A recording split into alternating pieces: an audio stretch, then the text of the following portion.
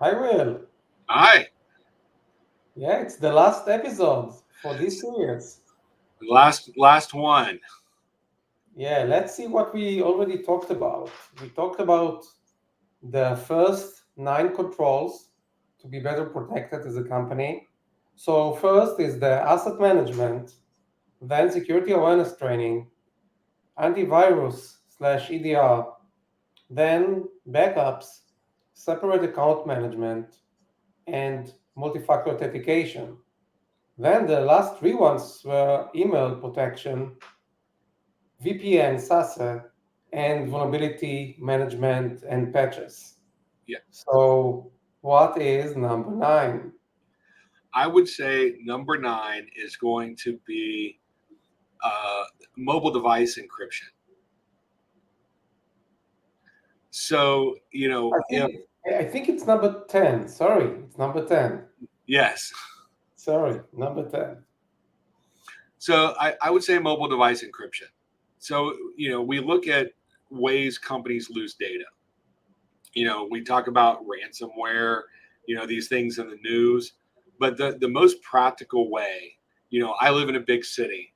The most way that we lose data is someone breaking into our car and taking our laptop back, Mhm. right? Or at the airport, or when we're traveling. And so mobile device encryption. So your laptops, your phones, things like that. Mobile device encryption is I would say the next critical control. For data loss, you know it's going to be the happens more than any other way of data loss for a company.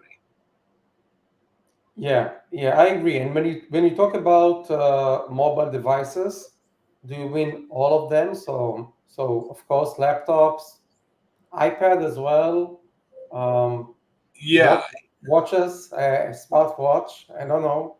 I, What are I would mobile devices? I would say anything that has company data that can be Mhm. encrypted needs to be Okay, encrypted. okay. When we start talking, iPads, phones, watches, those are going to fall under MDM, which didn't make our top 12, but those are going to enforce that encryption and PIN code and things like that. So, but yes, I would say anywhere if it can walk out of the building, it needs to be encrypted. Mhm. And just to make sure, because when we talk about encryption, we sometimes saying encryption at rest and encryption uh, on the move for the Well, communication. So we are currently talking about encryption, the data at rest. at rest. If you remember, we talked about encryption in transit in the last Yeah. video when we talked about VPN and zero trust. So we've kind of already covered that encryption. Hmm. We didn't call it out specifically, but this is specifically that encryption at rest. The device that's taken, as long as you're logged out or the computer's locked, you shut the lid. It's in your backpack. It should be encrypted at that moment, so that if it leaves your possession, leaves your car, leaves your, you left it under the seat in the plane, the next person that gets it can't pull out that hard drive and see all the company data. Just to make sure, Will, we in the company we are using Macs. Is it automatically encrypted? It, So no. it is not. So in Apple and Mac, you have to enable File Vault. It is Mm. not on by default. So, and a lot of that is a personal setting, right? So you have to enable File Vault for the account, and so that's where management does come in Mm. to do it effectively. But a lot of the EDRs, things like that, even have encryption management built in now. So that could be enabled from the EDR that we did in the first three controls. But I would definitely put this up there. Great. So number 11. So number 11, I would say, is going to be a firewall. So if you have an office We can debate. Firewalls can be on the endpoints. Firewalls can be in the office, or a firewall can be in the cloud. Do I need a firewall if I don't allow any inbound traffic? Technically, no. Right. So, we start talking about zero trust. I don't let anything in. I don't properly vet. Firewalls ultimately are to inspect inbound traffic, or we can block outbound too. But Yeah, but when we talk about firewall, I completely understand when we talk about on-prem, and we know that we have this piece of firewall on the switch, or dealing with our communication on-prem. But yes, when we use, for example, AWS or other, it's not called firewalls. It's something else. So maybe it's the functionality of firewalls that we are talking about. it is right. I mean, if we want to get technical, it's packet inspection and filtering. But you can do a firewall, right? So I advise that if we're using a particular firewall and that's our go-to standard, most of them have a cloud version, so you're not having to learn something completely new. So yes, you could do your network access lists in AWS or in Azure, but you can also stand up a virtual firewall appliance, put your license on it, and manage it the same way you run the rest of your corporate infrastructure. So, but yeah, so if I would say a firewall encompasses all of that. Perfect. We're moving to the last one. Last one I would say is going to be browser or DNS security.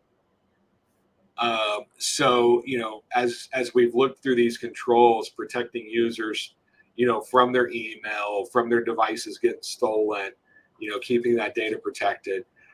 Now, let's be honest, almost everyone browses the web.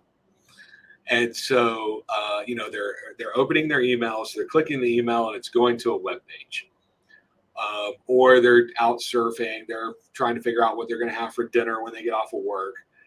DNS or browser security is definitely going to be that next line of defense. So, we start protecting these different ways to get into our systems. And, websites, I would say the browser is the new operating system, right? We can do virtual desktop through the browser. We can do our finances through the browser. You can run an entire company and all the systems are accessed just in the browser. And so I would say that browser security, DNS, is the next thing, right? And the modern tools are like collapsing all of this together. So can you give an example? Is a browser protection is sometimes part of your browser, or it's external thing which takes care of all of your browser that you might have on the computer? Both, right? There's different ways. We look at browser security, and we have to say what's going to be the best for the company, right? Whether it's DNS only, which is just looking at the traffic where we're looking up the site and saying it's good or bad, or it's classified as a category that's blocked. We don't want our users going to gambling sites, or something like that. And then there's that basic end on the DNS, but then there's more modern ways with the browser security. We look at there's browser exploits now that you just browse to a web page, and your machine can be compromised through the browser with that JavaScript engine. So I just browse a website, and an ad in the corner is now going to exploit my browser, and it's downloading things on the back end, which I then hope my EDR catches.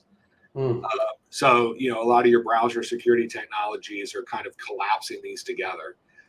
There's quite a few on the market, but it's going to do that DNS. It's going to do the filtering, but it's also going to inspect that website as it's loading and maybe clean the code so that bad code's not coming to the machine. Or it's going to look at things like I can create policies that I have to log in with my corporate credential, or I'm blocking, we allow OneDrive, but we're blocking Google Drive, we're blocking Box, and these different systems. all these things can be handled in these browser style controls. And so it brings that together. And so I'd say that's that next line of defense.